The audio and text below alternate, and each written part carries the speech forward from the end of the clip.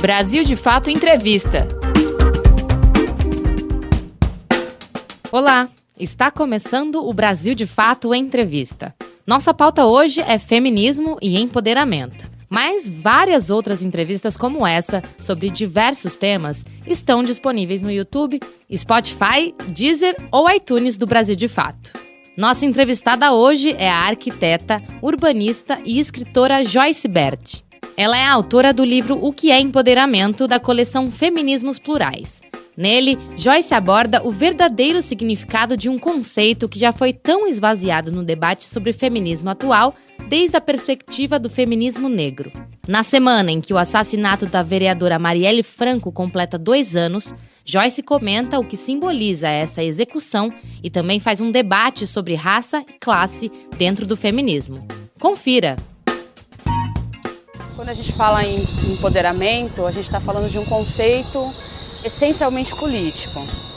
Um conceito que vem para servir de instrumento de luta social, de conscientização, de trabalho que visam a emancipação, né, de grupos minoritários, principalmente.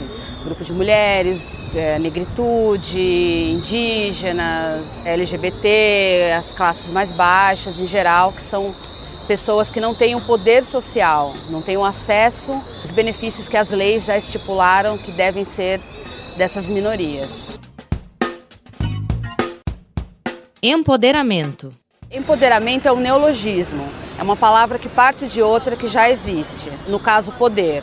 E ela é uma palavra importada, assim, no inglês, empowerment, tem um significado muito mais próximo da ideia liberal de emancipação. Né? Então a pessoa compra um carro, compra uma casa, consegue ocupar altos postos no seu ambiente de trabalho e aí ela, se vê num ambiente de poder, se vê interagindo com o poder e usufruindo dele. Né? Então essa é a confusão primordial que se faz do conceito de empoderamento. O processo de empoderamento ele se apoia em 4 bases distintas. Então você precisa de um processo que vai te conscientizar de maneira cognitiva, por exemplo. Você precisa estudar, você precisa se inteirar teoricamente das questões que pesam na sua vida, né? Sendo você uma pessoa que está inserida numa minoria social, num grupo minoritário. Você também precisa se fortalecer, se conscientizar sobre a sua condição enquanto ator econômico financeiro. O empoderamento também passa por esse processo. Tem o processo psicológico, porque as opressões sociais elas vão de alguma forma fragilizar o psicológico das pessoas. Né? Então também passa por esse caminho. Passa também por uma conscientização política, né? Não política estritamente institucional ou partidária, mas política falando das ações que você pode empregar no seu dia a dia. Uma reunião comunitária de mulheres, por exemplo, para discutir a violência doméstica, é uma reunião política. Né? Então, esses passos, esses pilares, eles fazem parte de um processo. Tanto o individual vai trabalhar individualmente, mas também vai trabalhar coletivamente. É uma simbiose. Ninguém se empodera individualmente se o grupo não estiver empoderado. Né? E esse grupo, para ser empoderado, ele precisa da ação individual, da conscientização individual. Né? Então, é uma coisa muito mais complexa do que simplesmente você fortalecer a sua autoestima. Você trabalha a sua autoestima, no caso de uma mulher negra, por exemplo. Ela precisa trabalhar a autoestima para poder ter uma segurança, um entendimento de quem é ela na sociedade. Mas só isso não é suficiente, porque tem outras coisas que vão incidir na vida daquela mulher. Eu acabei de vir de um evento onde a mulher falava, eu não gosto da palavra empoderamento. E não gosta justamente porque não se vê dentro desse processo, não entende o que significa isso, então não consegue aplicar como um instrumento de luta social para a emancipação. Limites da internet. A internet, ela acaba diluindo as informações, diluindo os conceitos, todos os conceitos que são importantes para as lutas sociais. Então, por exemplo, lugar de fala é um conceito completamente esvaziado, que a gente vai lutando para fazer as pessoas entenderem do que se trata. Interseccionalidade, as pessoas entendem a interseccionalidade hoje em dia no universo da internet como uma disputa de opressão. Quem acumula mais opressão na sua vida? né? Então a internet, ela tem um limite, principalmente as redes sociais. A internet como um todo não, porque se você for lá pesquisar empoderamento, e eu precisei fazer isso para poder sistematizar e trazer uma informação mais consistente, né? Aí você consegue achar muito material, mas quando você vai para as redes sociais, as pessoas estão discutindo as coisas pela metade, não se aprofunda as discussões, né? Então eu acho que ela mais tem atrapalhado do que ajudado, embora tenha muita gente que está ali fazendo um trabalho de conscientização, de levar a informação correta, de indicar literaturas, enfim, de trazer discussões mais profundas e mais sérias. Esvaziamento do conceito. Eu já vi até propaganda de plano de saúde, dizendo empodere o seu coração, por exemplo. Completamente distanciado. Quando a gente está falando de empoderamento, a gente está necessariamente falando de ações para minimizar os efeitos da opressão na sociedade. As opressões, elas estruturaram a nossa sociedade. E elas são o que alimenta as desigualdades. Então, quando a gente fala em empoderamento, a gente está falando de caminhos para a gente conseguir dizimar ou pelo menos diminuir as desigualdades, né? Uma mulher, ela não vai ser empoderada pelo batom vermelho que ela está usando, porque mesmo com o batom vermelho, ela pode ser vítima do feminicídio dentro da própria casa onde ela mora, né? Então, nesse sentido, esse esvaziamento, ele atrapalha muito. Agora, também tem uma intenção, sempre quando a gente pensa num sistema capitalista, e a gente vai começando a desvendar os nós que esse sistema traz para a sociedade, existe uma força contrária que vai tentar desvirtuar isso, porque não quer que as coisas mudem, não quer que as coisas caminhem para um lado onde a gente saia dessa condição hierárquica da sociedade, né? Então o empoderamento, por exemplo, ele precisa discutir relações de poder. Esse é o cerne do conceito de empoderamento. As relações de poder, elas pautam quem pode e quem não pode circular na cidade à noite, por exemplo. As relações de poder, elas pautam como que uma família divide as suas funções domésticas, seu trabalho doméstico, por exemplo. Então, o empoderamento, para além de uma ação que vai se dar em 4 etapas distintas do mesmo processo, ela também vai necessariamente questionar como que é o poder, que é uma coisa que a gente não faz. A gente não para pensar, por exemplo, as pessoas falam, eu vou empoderar aquela pessoa, eu vou empoderar mulheres, eu vou empoderar LGBTs, eu vou empoderar a negritude. Agora, quando você fala isso, você está reproduzindo uma ideia de poder que tem na sociedade que já é essencialmente hierárquica. Porque se você vai dar poder, você está assumindo que você tem mais poder, né? E aí quando você olha para os grupos minoritários, quem de fato tem esse poder? Esse poder social, que vai impedir, por exemplo, que uma pessoa negra deixe de conseguir uma vaga de emprego ou ocupar um banco de uma universidade, por exemplo. A essência da discussão do empoderamento é questionar essas estruturas de poder que estão na sociedade. Falando em poder social, como Hannah Arendt fala, e eu cito ela no livro, o poder ele é coletivo, ele tem que ser coletivo. Esse poder social ele se dá através da coletividade. Embora os atores individualmente precisem de um trabalho mais aprofundado dentro enfim, do seu entendimento de sujeito, de cidadão, né? Então, nesse sentido, essa cooptação de um conceito que é extremamente importante e é eficiente é extremamente negativa. Não só do conceito de empoderamento, mas de todos os outros conceitos que são importantes para as minorias sociais. E quando eu falo em minoria, não é exatamente quantitativa. Porque quando você fala, por exemplo, minoria, mas nós mulheres somos o maior grupo dentro da sociedade, né? Quando eu falo minorias sociais, eu estou falando de grupos que não têm acesso a direitos. Você pensa, por exemplo, na questão da moradia. A moradia é um direito fundamental garantido pela Constituição de 88.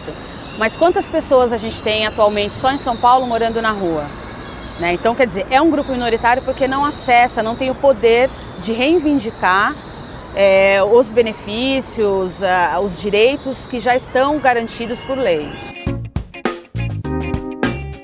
Marielle. O exemplo da Marielle como um contraponto desse esvaziamento do conceito de empoderamento. As pessoas falam, estou empoderada porque hoje em dia eu aceito meu cabelo crespo. Estou empoderada porque hoje em dia eu tenho condições de me bancar sozinha, meu carro, minha casa. Estou empoderada porque me formei, sou mestre, pós-doutora por uma universidade internacional, enfim, né? Aí você tem uma parlamentar como a Marielle, que muita gente dizia que ela era empoderada, né? Só que aí é que está a questão, né? Ela era uma parlamentar, uma pessoa de grande importância na sociedade, que foi eleita democraticamente e é assassinada, né, num centro urbano como é o Rio de Janeiro, e até hoje está impune. Se de fato nós, minorias sociais, de negros, de mulheres, de indígenas, de LGBT, se de fato nós tivéssemos alcançado algum empoderamento, esse tipo de coisa ou não aconteceria ou aconteceria em menor escala, né? Porque a morte da Marielle é só mais uma dentro das estatísticas, né, de feminicídio, onde 70% das mulheres que morrem por serem mulheres são mulheres negras. Ela é só mais um número. É um número que chamou a atenção, teve uma grande repercussão, porque era uma mulher que estava dentro dos bastidores, né? Bastidores não, estava na linha de frente do poder institucional, combativa, atuante, pensando política para as mulheres, pensando em políticas de emancipação. E isso não livrou ela de ter um fim trágico, que está completamente ligado às opressões que estruturaram a sociedade, né? E que ainda sequer foram punidos, que ainda sequer foram solucionados. Então eu acho que quando a pessoa fala em empoderamento, ela precisa ter uma responsabilidade de entender do que se trata o conceito, até para que a gente consiga chegar fazer um trabalho sério para que mais Marielles não venham a passar por esse mesmo caso. Você está acompanhando a entrevista com a arquiteta, urbanista e escritora Joyce Bert. Ela é autora do livro O que é Empoderamento, da coleção Feminismos Plurais, em que aborda o verdadeiro significado de um conceito que já foi tão esvaziado no debate sobre feminismo atual, a partir da perspectiva do feminismo negro. Feminismo negro. Por uma questão lógica, né? As mulheres negras, elas são a base da pirâmide, né? Dentro do grupo da negritude, por exemplo, as mulheres negras estão na base. Dentro do grupo de mulheres, falando de uma maneira mais universal, as mulheres negras também são aquelas que estão pontuadas pelas estatísticas como as mais vulneráveis, as mais frágeis. Então, acho que por conta disso, instintivamente, a gente entende um pouco, porque o poder social é uma coisa que o grupo de mulheres negras nunca, de jeito nenhum, na sociedade que a gente tem, pôde usufruir, pôde articular de alguma forma, né? Então, o feminismo negro, assim como o feminismo das mulheres que estão na base, que não são só as mulheres negras, as mulheres indígenas, por exemplo, também estão na base da pirâmide. A gente resgatou esse conceito para poder ser trabalhado. Então, muito antes da gente pensar no conceito propriamente dito, já tinha mulheres negras lá nas senzalas, nos quilombos, articulando de alguma forma para manter a sua comunidade unida, para tentar minimizar os efeitos, os transtornos psicológicos que a opressão causa, para tentar trazer economicamente um fortalecimento para a sua comunidade, né? Então, o feminismo negro, ele faz esse resgate. O feminismo negro, o feminismo do sul global, são os grupos mais fragilizados pelas desigualdades, pelos efeitos das opressões estruturais. Luta das mulheres da periferia. Se você for ver, a luta das mulheres da periferia por creche, por saúde, por educação, por escola, para a sua comunidade, são lutas, são processos de empoderamento em desenvolvimento, né? E aí muitas vezes você vê, por exemplo, as pessoas falando em empoderamento de uma maneira... a mulher hoje em dia, ela é CEO de uma grande empresa multinacional, ela é uma mulher empoderada, né? Sem pensar que muitas vezes trata-se de uma mulher branca, bem nascida, que teve vários facilitadores para ela ocupar aquela posição. Então, eu acho que nesse sentido, seria muito importante que todas as mulheres, mas especificamente esses grupos mais fragilizados que estão na base da pirâmide, entendessem o conceito e pensassem em maneiras de aplicar. Empoderamento individual. Não mexe nas estruturas, não questiona as relações de poder, né? Ainda caminham por uma ideia liberal de meritocracia, eu lutei, eu me esforcei, por isso eu estou ocupando esse lugar, né? Ou seja, eu nem chamo de empoderamento, na verdade, né? Porque essa mulher continua sendo exposta ao assédio, ao assédio sexual, ao assédio moral. Ela continua sendo silenciada de alguma forma. Ela está ali muitas vezes como um token, né, da empresa que de repente se dispõe a tratar, a falar sobre diversidade. Então eu nem chamaria exatamente de empoderamento. E outra, se você consegue um benefício individual e esse benefício individual não é revertido para o grupo minoritário em que você está inserido, então você também não está trabalhando exatamente um conceito de empoderamento. Você não está trazendo ninguém, tirando ninguém da base da pirâmide, conscientizando ninguém. Feminismo na mídia. A massa popular, né, ela tem a televisão ainda como o grande focal de propagação de informações. E, infelizmente, a televisão nem sempre está disposta a engrossar o couro das lutas sociais, das reivindicações. E ela vai se usar de diversos artifícios para distanciar cada vez mais a discussão, né? Então, acho que precisa de uma sutileza, né, de pensar o que eu preciso jogar luz. Né? Existem trabalhos incríveis e muito importantes sendo feitos em lugares muito distantes que não têm visibilidade, por exemplo, né? Nas periferias, você tem, por exemplo, o feminismo das mulheres camponesas. Quem fala sobre isso? As mulheres estão falando, aparece lá um discurso no Oscar de uma mulher que está falando sobre violência, sobre diferença salarial, né? Faz sentido a gente falar tanto sobre isso, sendo que a nossa realidade, tem muitas mulheres que estão no desemprego ou tendo que fazer atividades alternativas para se sustentar? Não faz tanto sentido. Não é revolucionário um discurso de uma grande atriz hollywoodiana que está falando sobre, sei lá, eu ganho menos do que o meu parceiro. É importante para o feminismo? É importante. Agora, as pessoas ficam muito focadas nisso, né? E não olham para as ações mais modestas, mais humildes que estão acontecendo em outros polos, em outros lugares, né? Então, eu acho que essa sutileza é necessária. Eu vejo muitas pessoas de esquerda, por exemplo, ainda contribuindo com a descaracterização do debate do lugar de fala, né? As pessoas levam para grandes veículos, para grandes jornais, discussões completamente desonestas sobre lugar de fala, por exemplo. Né? E aí eu me pergunto, não é mais fácil você entender e você jogar jogar para repercussão os efeitos positivos que o lugar de fala tem proporcionado para as mulheres negras, por exemplo, né? Se hoje em dia eu estou aqui conversando, falando, é porque a gente está reivindicando o lugar de fala historicamente, né? E com empoderamento se dá da mesma forma, né?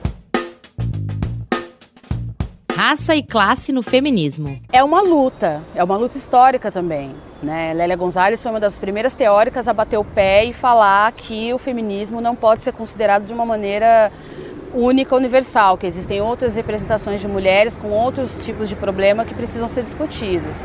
É uma luta que está muito longe de terminar, assim. Não só a luta das mulheres negras para terem voz, mas a luta das mulheres pobres em geral para terem voz. O feminismo, ele, principalmente no Brasil, ele ainda é muito burguês, muito elitizado, se decidem lideranças da noite para o dia, essas lideranças não têm um compromisso com a coletividade, com a totalidade. Essas lideranças acham que estão falando alguma coisa importante, mas não vão verificar se aquilo de fato é importante, é válido, é correto dizer, né? Não dá. Esses dias eu vi um comentário de uma menina dizendo assim: os conceitos ao longo dos anos eles têm que ser revistos, né? E aí quando eu vou olhar é uma mulher branca que está falando isso. Então ela quer que reveja os conceitos para caber aquilo que ela acredita como verdade e não para atender pessoas que estão em situação de fragilidade, de vulnerabilidade num sistema que oprime, né? Então é uma luta que está muito longe ainda de acabar, mas que a gente vê resultados importantes acontecendo e se proliferando de alguma forma. Cidade e exclusão. A cidade, ela é uma reprodução do que se passa no nível social. Então, se a gente tem uma sociedade estruturada pelo racismo, por exemplo, é muito infantil pensar que os espaços da cidade não estão divididos racialmente. Eu refuto a ideia de dizer que é um apartheid urbano. Não é exatamente um apartheid urbano. Eu, como mulher negra, posso me locomover para todos os lugares da cidade. Agora, como que essa cidade me recebe? Essa é a questão, né? Agora, tem uma questão simbólica nas cidades que precisa ser revista e discutida, né? E essa questão simbólica, ela se solidifica no senso comum. Então a gente pergunta para uma pessoa negra, ou fala para uma pessoa negra, vai em tal espaço. Ela tem um certo receio de adentrar aquele espaço, porque ela sabe que os olhares, que as atitudes das pessoas que vão estar ali vão constrangê-la, né? Então a discussão das cidades se dá muito mais por aí. Tem um apagamento também, né? Não foram só pessoas brancas que construíram a cidade, não foram só homens que construíram a cidade.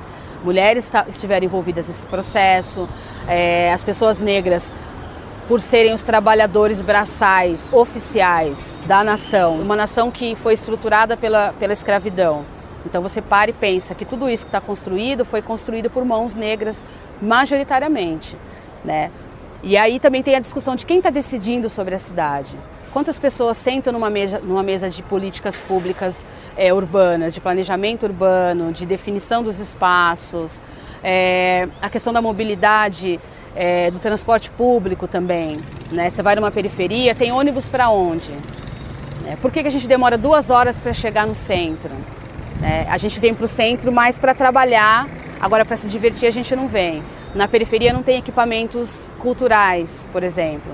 Então todas essas informações, elas são simbólicas. Tanto é que quando você confronta as pessoas com isso, elas se espantam e elas falam que isso é uma bobagem, imagina, não tem nada a ver. Política e poder. As pessoas estão falando muito do momento atual.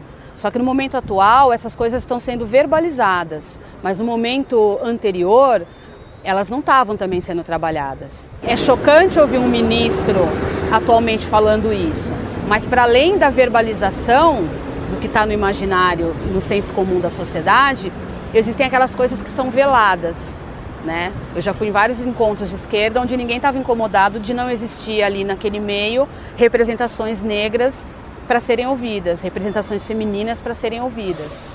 Então eu acho que é um momento também das esquerdas avaliarem até que ponto elas soltaram a mão, né, daquilo que elas tanto defendiam.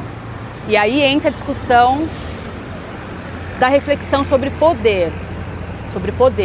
Eu ouço às vezes um discurso de alternância de poder da parte de alguns segmentos do movimento negro e até do movimento de mulheres. Eu estou muito ligada a Paulo Freire nesse sentido. A gente precisa pensar num poder horizontal, não num poder vertical.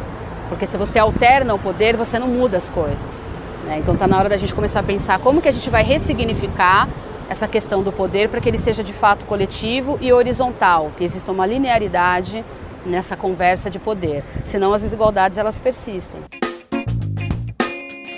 Capitalismo. Por isso que eu acho que o capitalismo tem que ser muito questionado. Eu achei muito bacana que o filme Parasita, que traz uma discussão contundente sobre capitalismo, aquilo ali é uma discussão, é uma crítica ao capitalismo e o quanto ele tem feito estragos até nas relações familiares. E as pessoas precisam se conscientizar disso. O capitalismo não é um sistema político, econômico, enfim, que veio para atender a coletividade. Ele é um sistema que vem para criar hierarquias.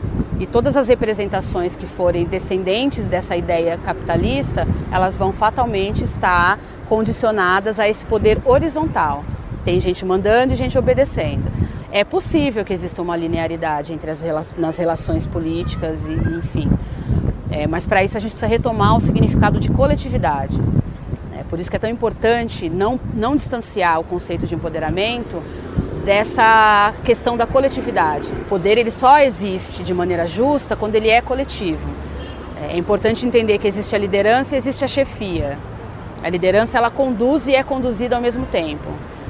A chefia é capitalista. Eu vou mandar e você vai obedecer. E pouco me importa o que acontece na sua vida, o que eu quero é o meu lucro, o que eu quero é a minha segurança no topo dos privilégios e dos benefícios que quem está embaixo vai construir. Caminhos. Essa coisa de, porque a academia precisa ir para a favela, e não necessariamente, né? Uma pessoa que mora nas comunidades, eu sou uma pessoa que não vem de comunidade, mas vem de periferia, e eu fui atrás, né, para poder me instrumentalizar teoricamente, para poder fazer discussões mais sérias e propositivas. Então, quem está nas comunidades tem que entender que tem um grande poder a ser trabalhado, que tem a experiência de vida, a intelectualidade orgânica que está nesses espaços, tem muito a contribuir com a academia, e se a academia não for lá dialogar, a academia é que está perdendo, porque com o tempo essas pessoas que estão na comunidade também estão entrando na academia e voltando para os seus espaços e fazendo grandes transformações lá que muitas vezes a academia não sabe porque não quer saber, porque são pessoas que têm condições de buscar informação. Então eu acho que é isso, a gente precisa ter seriedade nas discussões, a gente tem que pensar que a gente está falando da vida das pessoas, da vida de grupos, de famílias, de pessoas fragilizadas pelo sistema. Então não dá para ficar discutindo as coisas de uma maneira rasa, bobinha, não dá para perder tempo discutindo com colunista de grandes portais que querem desvirtuar o assunto, não dá para a gente se empolgar porque na novela apareceu meia dúzia de mulheres negras falando dos seus problemas. A gente tem que ter ações práticas, embasadas e altamente conscientes para a gente conseguir mover as coisas, sobretudo nesse momento. Nada está perdido. A gente perdeu uma batalha, mas a guerra é grande, é longa, nossos passos vêm de longe e a gente ainda tem muito o que caminhar. Conversamos hoje com Joyce Bert, a autora do livro O que é Empoderamento. Acompanhe outras entrevistas no YouTube, Spotify, Deezer ou iTunes do Brasil de Fato. Nos encontramos na próxima semana. Até lá! Apresentação, Pamela Oliveira. Entrevista, Cris Rodrigues. Edição, Vanessa Nascimento, André Paroche e Lucas Weber. Coordenação, Camila Salmásio e José Bruno Lima. Direção, Beatriz Pasqualino e Nina Fidelis. Brasil de Fato Entrevista.